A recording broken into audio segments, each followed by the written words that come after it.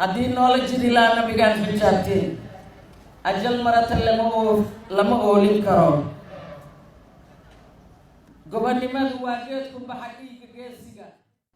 dhammaan madaxda qaranka oo ugu horeeyay madaxweyne Farmaajo iyo shacabkii isugu yimid garoonka kubadda cagta Banaadir waxay jannadii Firdawsi ugu duceeyeen marxuum Cabdiraxmaan Cumar Cismaan gudoomiyihii gobolka Banaadir oo kulanka ducada dib loogu milcsaday kaalintii uu ka soo qaatay dib u dhiska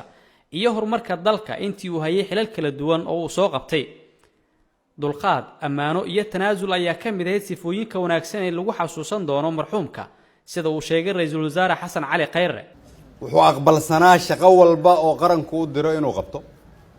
wuxuu soo qadimay naftiisa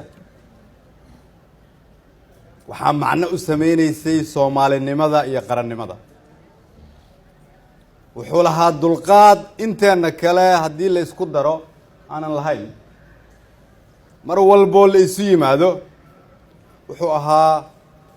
qofka ugu horeeyo tanaasulida looga baahan yahay qof walba Soomaaliyeed dalkeeda inay u tanaasusho ayuu tusaale u ahaa wuxuu ahaa aamin aan ku shaqeyn musuqmaasuq 12 sano kadib markuu dalka ku soo laabtay iyo markii uu jaamacadda ka baxay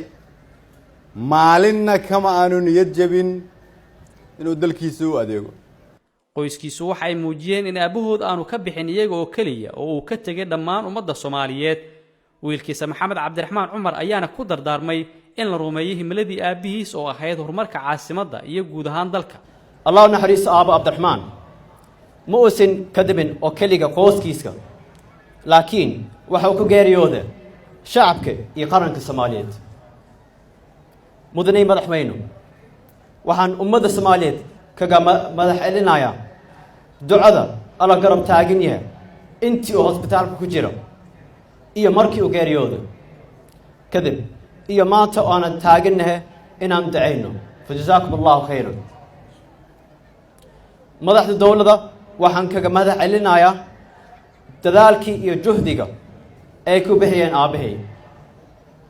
mudane madaxweyne Allah naxariis aabo waxaan u ahaa nin shaqooyin badan ku soo qaabay dawladda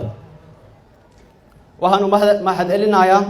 dhammaan intii la soo shaqeeya aabahay injineer Riso oo ku garabkiisaan in shaqadiisa uu ka guul gaaro shacabka gobolka Soomaaliya waxaan idin baaqayaa inaan halkeeda ka sii wadaan howladii iyo shaqadii oo caasimadan ku wada aabahay si caasimadan u noqdo mid horumarta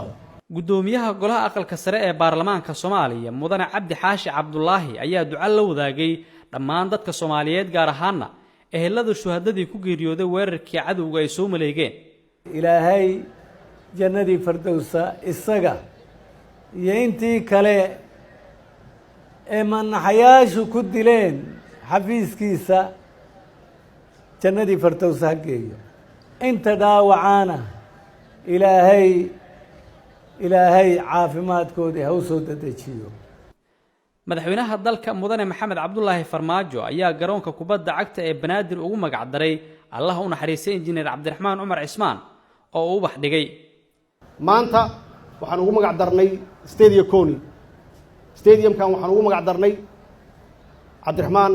Cumar Cismaan Cabdiraxmaan Yariisow yaan ugu magac darnay sacrifice ku soo maray naftiisa u huray waa naga mudnaa intaan iyo in ka badan qof kasta oo halyeey ah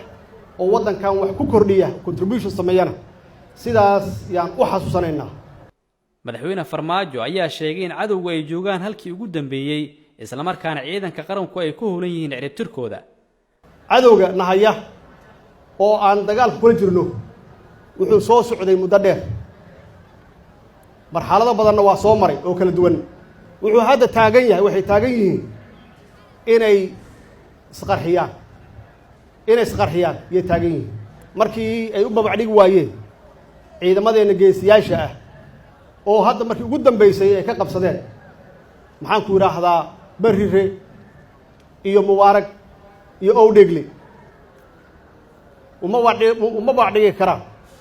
laakiin inay qof maskiina oon waxba garanaynin ay ku soo dhex daraan dadka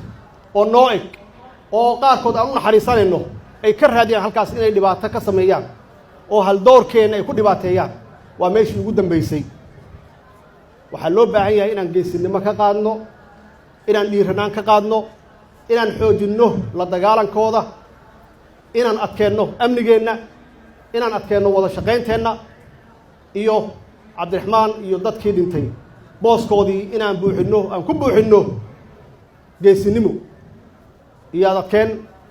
iyo shaqo wanaagsan iyo dowladnimo iyo sharciga inaan ilaalinno.